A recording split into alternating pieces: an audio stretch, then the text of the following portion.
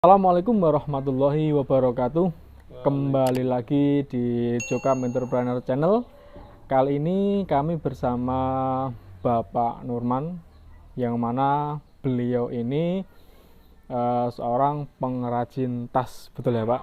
Ya, alhamdulillah bisa dikatakan sukses. Ya, seperti apa profil beliau? Kita lihat dulu video yang berikut ini.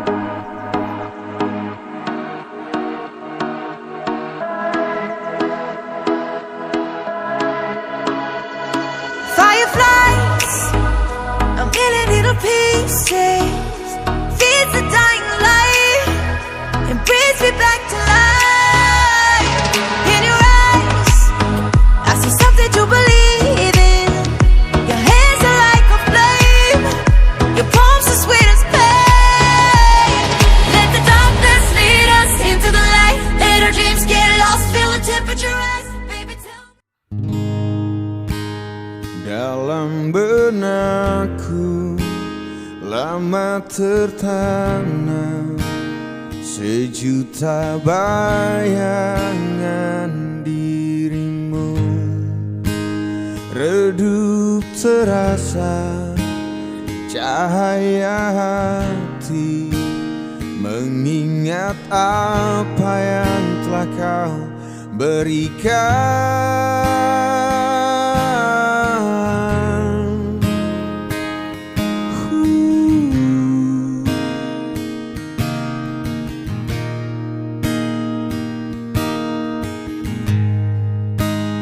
Waktu berjalan lambat mengiring dalam titian takdir hidupku. Cukup sudah aku tertahan dalam persimpangan. Alhamdulillah, selamat siang Pak D. Ya, selamat siang. Ya, alhamdulillah sehat ya. Ya, alhamdulillah sehat. Kelihatannya ini tadi banyak job ya Pak. Ya, alhamdulillah. Setiap hari selalu ada job Pak ya. Ya, selalu ada. Nah, ini bisa diceritakan Pak, ini sebenarnya Bapak ini hanya pengrajin tas saja atau mungkin ada dompet, ada sapu atau gimana? Bisa diceritakan Pak? Ya, sebenarnya saya pengrajin ini bukan hanya tas saja yang saya bisa. Ya, tas, ada dompet, ya berbagai macam tas. Tinggal bagaimana pesanan semua saya insya Allah bisa menggarapnya. Dan ada tenda-tenda, payung tenda itu yang bahannya dari terpal yang tebal itu pun juga bisa. Ya, itu ya kebanyakan pesan dari sini. Oke. Itu ya bisa saya kerjakan. Oke, jadi sebenarnya bisa membuat berbagai macam kerajinan, cuman yang paling banyak pemesanan itu ya di tas ya. Oke. Ya. Lebih banyak di tas ternyata. Oke. Ya. Untuk pemasarannya Pak, apakah di online kan atau hanya offline atau gimana? Pemasarannya ya ini orang pesanan, jadi ya melayani pesanan dan melayani pesanan pasar ya. Oke. Jadi hanya pesanan Pak ya. Pesanan itu bisa dipastikan setiap hari selalu ada ya Pak? Ya, alhamdulillah selalu ada tiap hari. Dari mana saja Pak yang pesan? Ya, datang dari ini kota sekitar, misalkan dari Magetan, Pelausan atau Klaten, dari lingkungan sini, dari Karanganyar, dari Solo. Oke.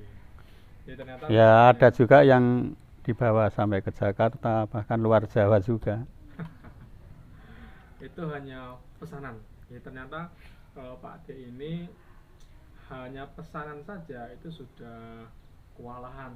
Ya, jadi tidak sampai online Pak ya. Tidak. Mungkin Untuk sekarang ini belum sempat ke online. belum sempat, karena saking ramenya pesanan tersebut. Oke, jadi setiap hari insya Allah selalu menjahit untuk pesanan orang-orang yang ada di sekitar sini dan di luar daerah sini. Betul Pak ya? Ya betul. Nah, ini kan sibuk sekali Pak. Nah, sibuk sekali. Kira-kira hanya Bapak sendiri yang membuat tas tersebut atau mungkin ada yang membantu? Usaha ini dikerjakan secara usaha keluarga, jadi saya sekeluarga bisa mengerjakan ini. Sekeluarga ternyata, tidak hanya Pak D, ternyata sekeluarga Bisa mengerjakan. kerajinan ini. Oke Pak, bisa diceritakan Pak, ini mulai menekuni usaha ini sejak tahun berapa Pak? Ya saya buat ini dari tahun 95, kira-kira tahun itu. Tahun 95. 95 96 lah. Sekarang 2020, berarti sudah 25 tahun ternyata ya. 95 itu usia kelahiran saya ternyata. Sudah 25 tahun masih eksis di pengrajin tas ini. Ini Iya, luar ya biasa betul. ternyata ya. 25 tahun ini bukan waktu yang singkat. Ya, saya yakin pasti banyak sekali rintangan-rintangan di dalam proses perjalanannya Pak. Nah, mungkin bisa diceritakan Pak? Ya Prosesnya. betul. Usaha ini pernah mengalami suatu ya kendala di sekitar tahun berapa itu, waktu krisis moneter tahun 98 kalau nggak salah ya. Tahun 98. Ya itu mengalami krisis, bahkan itu ya kebanyakan orang pada berhenti, usaha itu banyak yang berhenti. Tapi saya memberanikan diri untuk start terus. Tuh, semua modal saya tumpuk waktu itu. Saya masih melayani grosir itu, melayani grosir dari pasar ke pasar tuh, nyetor ke pasar-pasar itu. Saya yakin tas ini tidak akan berhenti sampai di sini, bahkan maka saya memberanikan diri untuk menyetok. Ya alhamdulillah, ya ternyata iya. Laku, ya. Kalau orang-orang yang usaha-usaha besar itu malah tutup, maka saya malah terus jalan terus. Malah saya kebut-kebutan garapnya waktu itu, grosiran itu kan. Ternyata iya, habis itu ya habis tasnya, tidak ada satupun yang tidak terjual. Semua terjual. Semua bisa terjual. Dari tahun 95 sampai sekarang itu, kalau dikatakan sisa tas satu biji saja tidak ada yang terjual. Jadi semua tas itu terjual habis. Dari tahun 95 sampai sekarang tidak ada satupun sisa tas. Alhamdulillah, Allah itu paring ya. Jadi usaha saya bisa berjalan. Oke, jadi waktu tahun 98 krisis moneter Pak ya, moneter, yang lain bangkrut ya, gulung tikar, bahkan termasuk perusahaan-perusahaan besar Pak ya. Ya Termasuk betul. perusahaan besar gulung tikar tutup. Ternyata Pak D ini justru melihat peluang. Ini ada peluang nih, ada peluang untuk produk saya, maksudnya Pak D ini bisa masuk. Ya, saya ke tingkatkan pasaran. malah, justru saya tingkatkan. Malah digenjot. Ternyata betul peluang ini dianalisa dengan baik dan alhamdulillah bisa laku keras, hampir semua bisa terjual. Bisa terjual ya. Nah, ini beliau mengatakan dari tahun 95 sampai sekarang ini tidak ada produknya yang tersisa, hampir semua terjual. Itu waktu masih melayani grosir, tapi sekarang kan pesanan. Nah, Ya. Berarti produk beliau ini bukan hanya produk yang abal-abal, yang sekedar alas kadarnya mungkin hanya murah. Ini bisa diceritakan Pak tentang kualitas produk dari Bapak. Untuk merek punya Pak ya? Ya, alhamdulillah merek sudah bikin, mereknya Barton. Handmade Barton, Barton Custom Bag. Oke, berarti sudah Handmade punya merek sendiri, Pak ya? Barton Custom Bag. Itu rata-rata Pak dari produk tas tersebut bertahan sampai berapa tahun itu Pak? Bertahan kekuatannya, kualitasnya gitu. Ya, betul. Ya itu tinggal bahannya. Ya kalau dihitung tahunnya ya kalau yang sederhana ya sekitar 2 tahun lah. Ya, Kalau untuk yang yang bahannya yang bagus, kalau bahannya yang bagus, saya pakai sendiri itu 15 tahun itu enggak rusak, enggak pudar, enggak rusak. 15 tahun sampai sekarang masih aktif, masih saya pakai. Bahkan kalau saya pakai itu masih banyak orang yang naksir.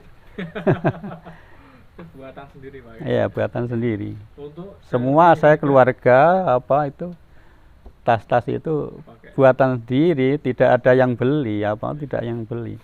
Semua bikin sendiri. Anak-anak malah bikin sendiri, bukan saya yang bikinin. Buat sendiri. Bikin sendiri-sendiri gitu.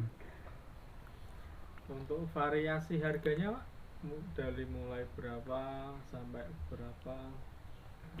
Untuk tas ya yang seukuran kira-kira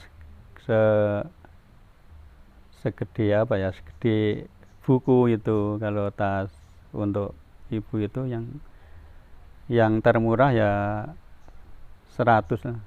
100.000. 100 sampai kalau yang untuk ukuran itu yang mahalnya ya sampai 300 400. Sampai 300. Kalau untuk tas itu, Oke. kalau ada yang 450, ada yang 500.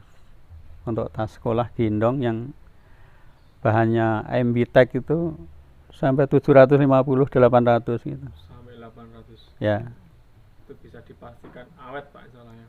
insya Allah awet. Insyaallah. Oke. Nah ini kan pasti ilmu yang diperoleh kan tidak muncul secara alami nih Pak. Ini kira-kira dulu belajarnya di mana Pak? Bisa menjahit ini Pak? Belajarnya saya itu di Jakarta dulu, merantau ke Jakarta. Itu saya belajar. Saya ke Jakarta nggak pengen kerja di pabrik. Saya pengennya kerja yang ada pengalamannya, pengalaman itu yang yang bisa saya gunakan nanti setelah saya keluarga atau saya keluar dari kerjaan itu, atau kalau saya sudah tidak di Jakarta, di mana saja nanti saya tinggal, pikir saya itu, di mana saja saya tinggal bisa itu saya kerjakan. Oke. Itu ceritanya. Berarti termasuk prinsip ya Pak ya, prinsip Iya. kerja Ya dari awal masuk Jakarta yang saya cari itu ilmu. pengalaman, ilmu dan ya alhamdulillah sambil bekerja belajar bekerja itu sudah mendapat walau sedikit mendapat upah kan, bisa dikumpulin. Yang penting ilmunya tadi Pak. Ya iya, Bisa untuk pikir saya untuk nanti hidup di masa depan. Oke.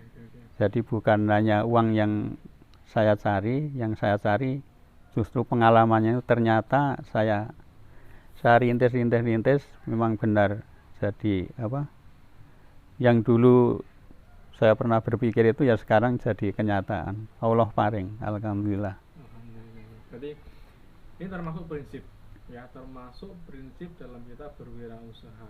Ya ketika kita memulai bekerja dengan orang Pak ya, ikut orang ya, usahakan jangan mencari upahnya dulu, jangan mencari uang gajinya dulu. Ya itu kalau prinsip saya dulu begitu. Akan tetapi kita harus bisa mencari ilmu nih, kira-kira ilmu apa yang bisa saya peroleh dan Saya bisa bawa pulang, saya dikembangkan lagi kembangkan di kampung. di kampung, dimanapun berada insya Allah selalu bisa melaksanakan usaha ini ya Pak. Iya betul. Oke.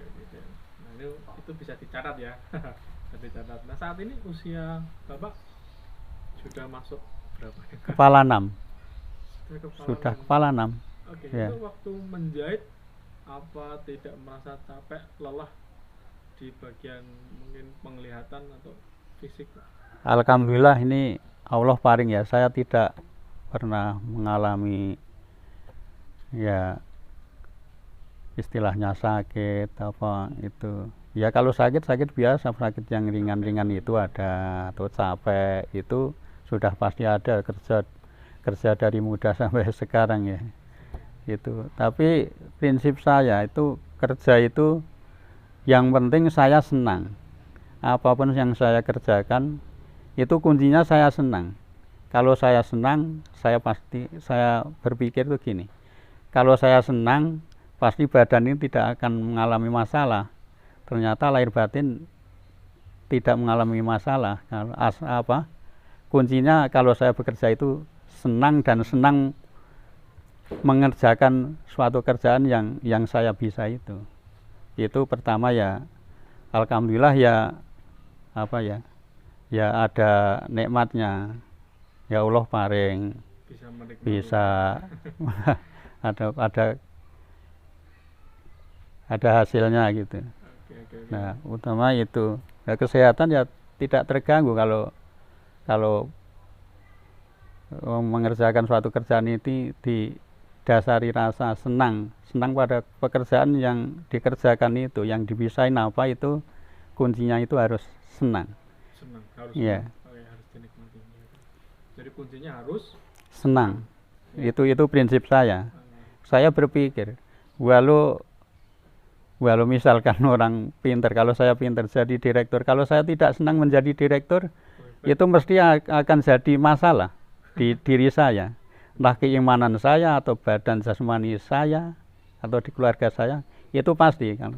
Makanya saya berprinsip kuncinya bekerja ini adalah senang. Senang dan senang, mencintai pekerjaan itu. Allah pasti akan memberi apa yang kita harapkan. Ternyata hampir sama seperti kisahnya Bapak Katimin yang kemarin ya. Beliau juga menyampaikan kita harus mencintai pekerjaan, harus melakukan pekerjaan ini dengan rasa senang. Begitu. Ya, kalau betul. Senang insya Allah semua enjoy, nikmat, Ya. tidak merasa Bisa, tertekan, ya. tidak merasa capek, Enggak. karena didasari dengan rasa Senang, Oke. rasa senang. Oke. Ini ada poin penting di dalam hidup Bapak Nurman. Ya. Bapak Nurman ini saat ini jumlah anak ada berapa? Anak saya banyak, ada 5. Ada 5. Ya. Ya. Nah ternyata dari anak pertama, kedua, dan ketiga ini alhamdulillah semua bisa kuliah ketiga-tiganya.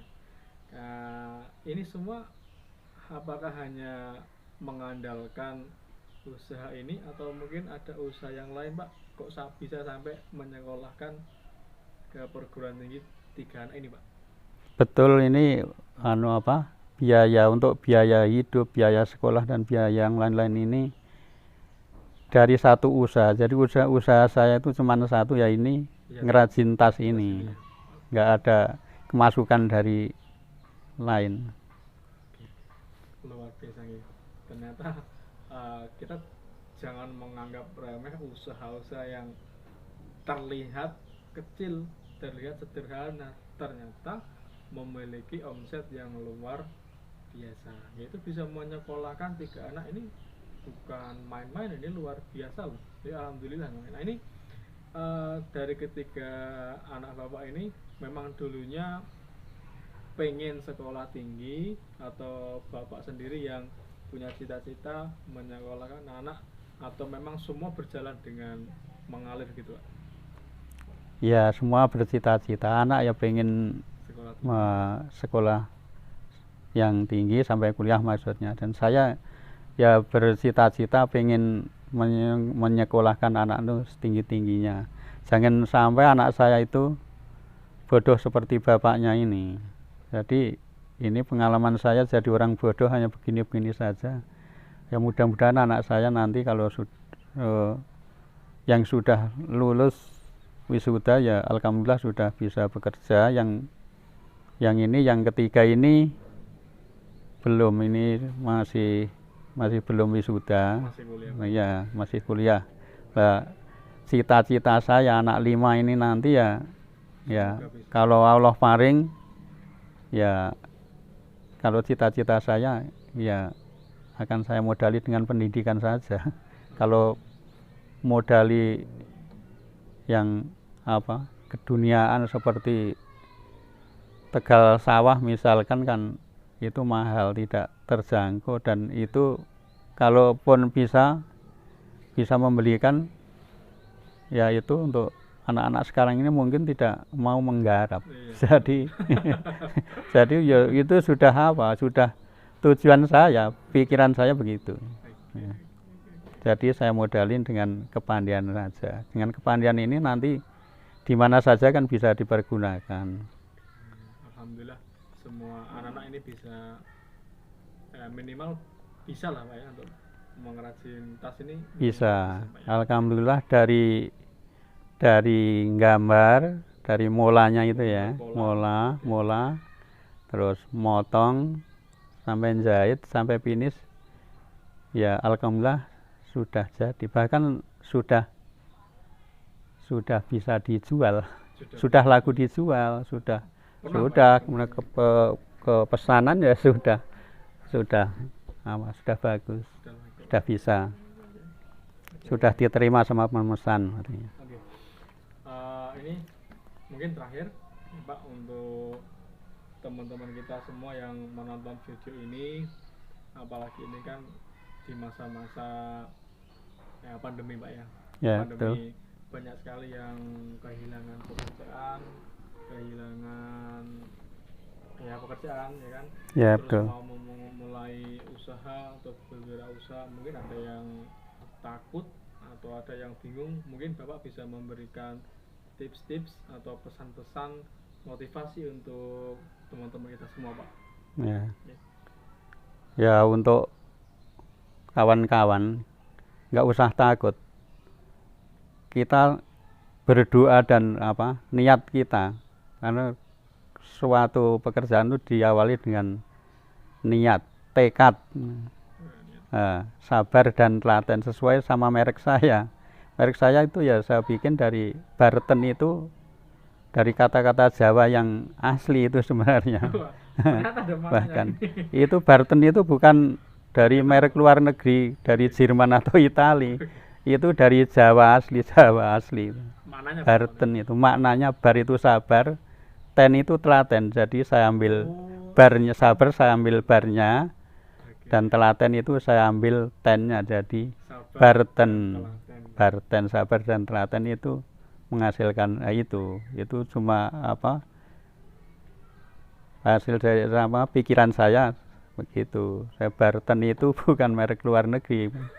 Barten itu cuma sabar dan telaten, dan saya gabungan jadi Barten. Dan ya, Handmade Barten Custom Bag itu mereknya. Nah untuk belajar usaha ini ya nggak usah takut, nggak usah coba-coba, diniati karena Allah saja. Pasti Allah paring, memberi jalan Allah. Waktu awalnya saya juga begitu, ya dengan niat yang kuat. Terus itu modal nggak jadi masalah sebenarnya. Modal, kalau saya dulu modal itu cuman sekali belanja, uang itu sudah habis. Kesimpulannya, kalau menurut Bapak Nurman ini, kalau kita mau berwirausaha nggak usah takut-takut, jangan takut. Yang penting niat dan tekad itu. Oke. Kemudian kalau kita sudah memiliki pekerjaan, cintailah pekerjaan itu dengan sungguh-sungguh dikerjakan, dengan Allah, sabar dan telaten itu. Pasti usaha itu pasti ada kendornya, ada kadang ada naik turun. Jadi di waktu turun ya jangan sampai ngeluh. Tetap Ya, sabar saja, sabar dan berdoa. Oke. Insya Allah cukup, mungkin ada tambahan lagi Pak? Ya sudah, itu cukup ya. Cukup ya, luar biasa sekali. Mungkin Anda yang pengen belajar, pengen tahu lebih dalam tentang bisnis beliau, bisa hubungi nomor kontak yang ada di deskripsi. Insya Allah saya tulis di deskripsinya. Nanti silakan menghubungi beliau. Dan kami rasa cukup untuk wawancara kali ini ya. Alhamdulillahi jazakumullah. Amin. Saya Mufti Alfian. Jangan lupa dukung terus channel ini dengan cara subscribe, like, dan share ke media sosial kalian. Insya Allah kami akan terus meliput dan mewawancarai para pengusaha-pengusaha dari Jokam. Assalamualaikum warahmatullahi wabarakatuh.